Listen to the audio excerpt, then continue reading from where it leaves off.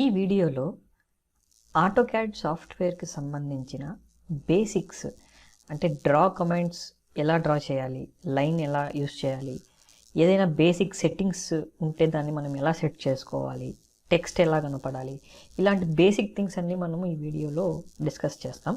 మొట్టమొదటిగా మనం అబ్జర్వ్ చేయాల్సింది ఏంటంటే ఇక్కడ కొన్ని ఆప్షన్స్ మనకి క్లియర్గా విజిబుల్ అవుతున్నాయి. సో వీటిని ఏంటో చూద్దాం ఒకసారి.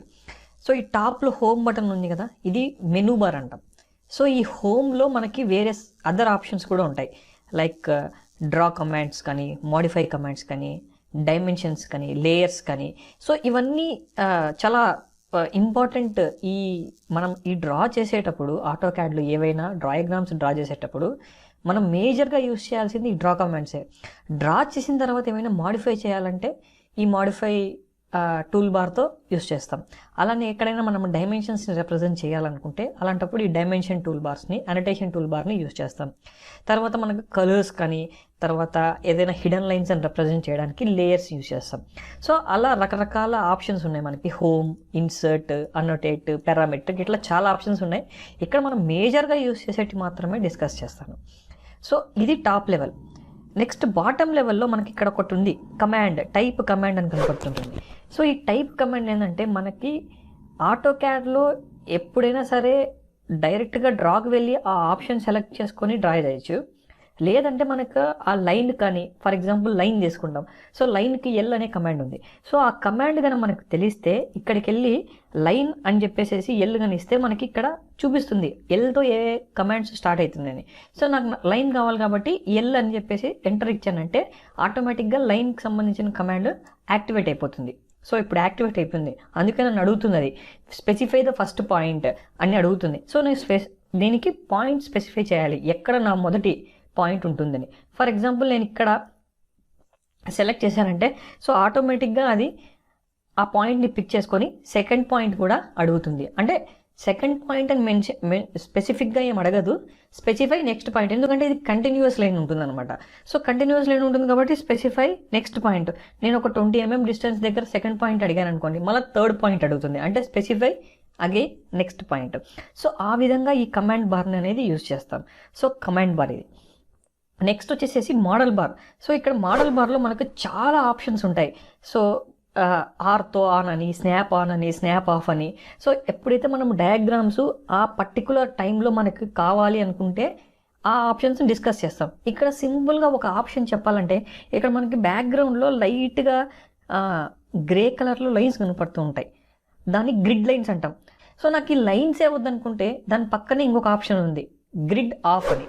సో F7 ఆన్ చేస్తే గ్రిడ్ ఆఫ్ అయిపోతుంది, మళ్ళీ F7 ప్రెస్ చేస్తే గ్రిడ్ ఆన్ అవుతుంది. సో మనం వద్దు అనుకుంటే F7 ఆప్షన్ పెట్టుకోవచ్చు. సో ఇది ఒక ఆప్షన్. తర్వాత ఇక్కడ WCS అని చెప్పేసి ఒకటి ఉంది. ఇదేంటంటే మనకి ఈ ఆటోక్యాడ్ మేజర్గా మనము 2D డయాగ్రామ్సే వేస్తాం, X యాక్సిస్, Y యాక్సిస్ రిప్రజెంటేషన్లో ఉంటుంది. సో మనకి ఇన్ కేసు 3D కావాలనుకుంటే ఈ హోమ్ బటన్ కనుక క్లిక్ చేసామంటే ఈ టోటల్ డయాగ్రామ్ 3Dలో వెళ్ళిపోతుంది.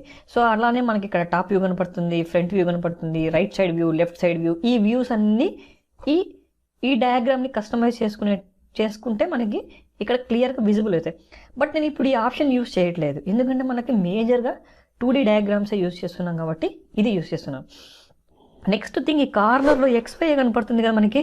So X axis, Y axis అంటే ఆరిజిన్ రెఫరెన్స్ లైన్. అంటే మనకి ఆరిజిన్ ఒక పాయింట్ దగ్గర నుంచి స్టార్ట్ అవుతుంది. మన జనరల్గా 0,0 is our origin. So origin point దగ్గర నుంచి మనకి X యాక్సిస్ హారిజాంటల్లో ఉంటుంది, Y యాక్సిస్ వర్టికల్లో ఉంటుంది. సో దీనిని ఆటోక్యాడ్లో UCS అంటాం, యూనివర్సల్ కోఆర్డినేట్ సిస్టమ్ అని. సో ఈ UCSని మనం కస్టమైజ్ కూడా చేసుకోవచ్చు. అంటే ఫర్ ఎగ్జాంపుల్ నేను డయాగ్రామ్ ఇక్కడ డ్రా చేస్తున్నాను, నాకు 0 పాయింట్ ఇక్కడే ఉండాలి అనుకుంటే మనం ఈ UCSని మూవ్ కూడా చేసుకోవచ్చు. దానికి మనకు ఒక ఆప్షన్ ఉంది, డైనమిక్ UCS అని. అంటే మనము ఎక్కడైతే పాయింట్ని లొకేట్ చేస్తున్నామో ఆ పాయింట్ దగ్గరికి ఈ UCSని మూవ్ చేయొచ్చు. దానికి ఆప్షన్ వచ్చేసేసి F6. సో ఇప్పుడు నేను F6 ఆన్ చేస్తే డైనమిక్ UCS ఆఫ్ అని ఉంది. సో ఫర్ ఎగ్జాంపుల్ నేను ఇది జూమ్ చేశాను అనుకోండి, ఇక్కడ చూడండి మనకి ఈ పాయింట్ ఇక్కడే ఉంది, కానీ ఈ లైన్ మాత్రం మూవ్ అవుతుంది. అబ్జర్వ్ చేశారా? అదే నేను F6 ఆన్ చేసి డైనమిక్ UCS ఆన్ అనే ఆప్షన్ వచ్చింది కదా. ఇప్పుడు నేను ఒకవేళ ఈ పర్టికులర్ లైన్ని కనుక మూవ్ చేశాను అనుకోండి, ఫర్ ఎగ్జాంపుల్ ఇట్లా మూవ్ చేశాను అనుకోండి, ఇక్కడ చూడండి XY లైన్ మూవ్ అవుతుందా, ఆరిజిన్ లైన్ మూవ్ అవుతుందా. సో ప్యానింగ్ అంటే నేను మౌస్ యొక్క సెంటర్ బటన్ పట్టుకొని నాకు ఎక్కడైతే కన్వీనియంట్గా ఆరిజిన్ సెట్ చేసుకోవాలో నేను ఈ ఎంటైర్ స్క్రీన్ మీద నేను సెట్ చేసుకోవచ్చు. సో దీనిని మనము డైనమిక్ యూసేజ్ అంటాం. ఇది మనకు ఆన్ చేసుకోవచ్చు, ఆఫ్ చేసుకోవచ్చు. మనకు వద్దనుకుంటే ఆఫ్ చేసేసామంటే బై డిఫాల్ట్ ఈ కార్నర్కి వచ్చేసేసి సెట్ అయిపోతుంది. ఓకేనా. సో ఇది చాలా ఇంపార్టెంట్ ఆప్షన్ UCS అనేది, యూనివర్సల్ కోఆర్డినేట్ సిస్టమ్. సో మనం డ్రా చేసుకునేదంతా ఎంటిటీస్ ఈ ఎంటైర్ బ్లాక్ స్క్రీన్ మీద వచ్చేస్తుంది.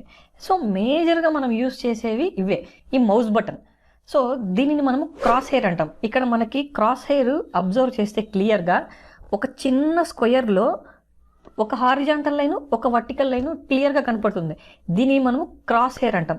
సో ఈ క్రాస్ హెయిర్ ఏంటంటే నథింగ్ బట్ మనం మౌస్ పాయింట్ మనకి ఎక్కడైతే పొజిషన్ చేయాలనుకుంటున్నామో మన ఆబ్జెక్ట్ని ఆ పొజిషన్ దగ్గరికి తీసుకెళ్తుంది. ఫర్ ఎగ్జాంపుల్ నేను ఈ లైన్ మీద ఈ పాయింట్ని లొకేట్ చేయాలనుకుంటున్నాను. సో ఆ పాయింట్ని లొకేట్ చేయాలి అన్నప్పుడు ఆ పాయింట్ దగ్గరికి మౌస్ కర్సర్ని అంటే ఈ క్రాస్ హెయిర్ని తీసుకెళ్తే ఆ పాయింట్ దగ్గర నుంచి నెక్స్ట్ లైన్ స్టార్ట్ అవుతుంది. సో ఇప్పుడు నేను లైన్ కమాండ్ తీసుకుంటున్నాను. సో నేను ఈ లైన్ మీద ఒక పాయింట్ సెట్ చేసుకొని ఆ పాయింట్ దగ్గరనే నేను లొకేట్ చేయాలనుకుంటున్నాను. ఇక్కడ ఏంటంటే మనకు ఆప్షన్స్ ఉంటాయి. సో ఇక్కడ కార్నర్లోకి వస్తే మనకి ఆబ్జెక్ట్ని స్నాప్ అని ఉంటుంది, OSNAP అని ఉంటుంది. సో ఇందాక మీరు అబ్జర్వ్ చేస్తే నేను ఈ లైన్ మీద పాయింట్ పెడితే నాకు అసలు ఎక్కడ కనిపించేది కాదు. సో ఇప్పుడు చూడండి, ఈ ఎండ్ పాయింట్కి వచ్చారనుకోండి, ఎండ్ పాయింట్ ఎప్పుడు ఒక స్క్వేర్ బాక్స్లో ఉంటుంది, మిడ్ పాయింట్ ఎప్పుడు ఒక ట్రయాంగిల్లో చూపిస్తుంది ఈ విధంగా. మళ్ళీ ఎండ్ పాయింట్కి వస్తే ఒక స్క్వేర్ వస్తుంది. సో నాకు ఈ ఆప్షన్స్ లైన్ మీద కనపడాలి అంటే నేను ఈ ఆప్షన్ని ఎనేబుల్ చేసుకోవాలి, OSNAP అనే option. F3 is the shortcut key for this one. So ఈ విధంగా మనము ఎనేబుల్ చేసుకోవాలి.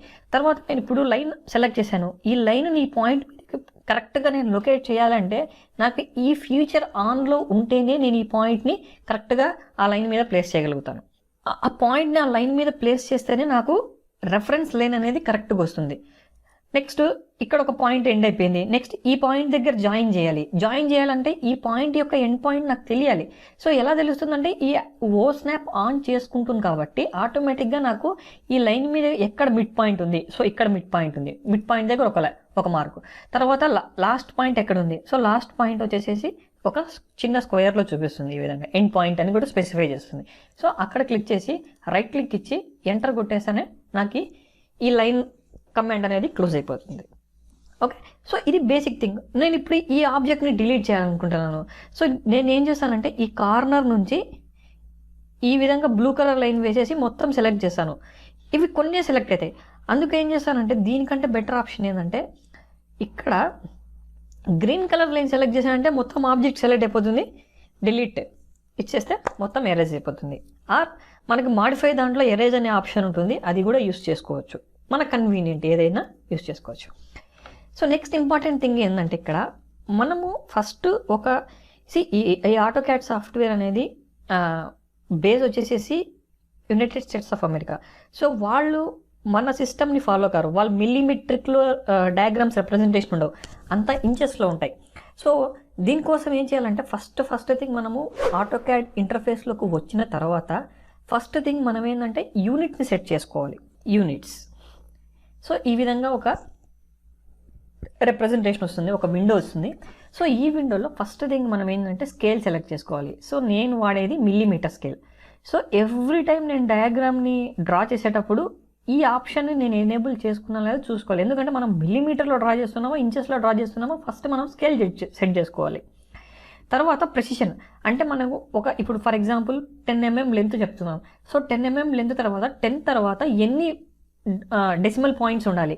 సో నాకు బేసికల్గా నావన్నీ ఫిక్స్డ్ డైమెన్షన్స్ కాబట్టి నేను 0 ప్రెసిషన్ ఇస్తాను. సో ఈ 2 ఆప్షన్స్ మెయిన్. సేమ్ యాంగిల్ కూడా మనం కావాలంటే ఫర్ ఎగ్జాంపుల్ 31 degrees ఇస్తాం. 31.5 వచ్చింది అనుకోండి. సో 31.5 తర్వాత పాయింట్ తర్వాత ఎన్ని డెసిమల్స్ ఉండాలి, అదే మన ప్రెసిషన్. సో నాకు ఇక్కడ బేసిక్గా ఇవి మాత్రం చాలు, నేను ఓకే ఇస్తాను. సో యూనిట్స్లో ఆ సెట్టింగ్ చేసిన తర్వాత నేను ఫస్ట్ ఒక లైన్ డ్రా చేస్తాను. ఈ లైన్ ఎలా డ్రా చేయాలో నేను చెప్తాను. సో ఒక సింపుల్ లైన్ డ్రా చేశాను. ఈ లైన్కి డైమెన్షన్స్ని మార్క్ చేస్తున్నాను. సో ఆటోమేటిక్గా నాకు ఈ 10 dimension అనే లైన్ వచ్చేస్తుంది. సో ఇక్కడ ఈ సెట్టింగ్ అనేది మనం ఫస్ట్లో చేసుకుంటే తర్వాత డయాగ్రామ్స్ గీసేటప్పుడు ఈ సెట్టింగ్స్ చేసుకోవాల్సిన అవసరం ఉండదు. సో అదేవిధంగా మనకి డిమ్ అని చెప్పేసి డి అని చెప్పేసి ఇంకొక సెట్టింగ్ కూడా ఉంటుంది. ఈ డైమెన్షన్ స్టైల్ అనమాట. సో ఈ డైమెన్షన్ స్టైల్లో బై డిఫాల్ట్ స్టాండర్డ్ డైమెన్షన్స్ ఉంటాయి. సో ఇక్కడ మనం అబ్జర్వ్ చేస్తే 4 పాయింట్స్ ప్రిసిషన్ ఇలా ఉంటాయి. కాకపోతే నేను ఇక్కడ కొంచెం కస్టమైజ్ చేసుకొని ఇవన్నీ మాడిఫై చేసుకున్నాను నాకు కావాల్సిన ప్రకారం. ఇక్కడ చూస్తే లైన్స్ అనేది ఒక 2 లైన్ స్పేసింగ్ ఇచ్చాను. టెక్స్ట్ కూడా ఒక 1 mm హైట్ ఇచ్చాను. తర్వాత ఇక్కడ ప్రైమరీ యూనిట్స్లో నేను అక్కడ ప్రిసిషన్ ఇక్కడ కూడా నేను 0 ఇచ్చాను. సో దట్ మనకి ఇక్కడ డిస్ప్లేలో 10 అని ఉంది. సో ఇలా బేసిక్ సెట్టింగ్స్ ఈ మాడిఫై డైమెన్షన్ స్టైల్ కస్టమైజ్డ్ అనేది నేను క్రియేట్ చేసుకున్నాను కొత్తగా. సో మీకు కావాలంటే మీరు న్యూకి వెళ్ళేసేసి ఒక మీకు తగినట్టు కస్టమైజ్ చేసుకోవచ్చు. ఈవెన్ ఇక్కడే మనం కలర్స్ ఇవన్నీ కూడా కస్టమైజ్ చేసుకోవచ్చు. బట్ బై డిఫాల్ట్ నేను ఈ బ్లాక్ బ్యాక్గ్రౌండ్ మీద వైట్ లైన్స్ అయితే బాగుంటాయి కాబట్టి నేను ఇలానే డిఫాల్ట్గా సెట్ చేసేసాను. సో ఈ విధంగా సెట్ చేశాను. సో డైమెన్షన్ అండ్ యూనిట్స్ వచ్చేసేసి ఈ 2 ఆప్షన్స్ మనం చూసేసాం.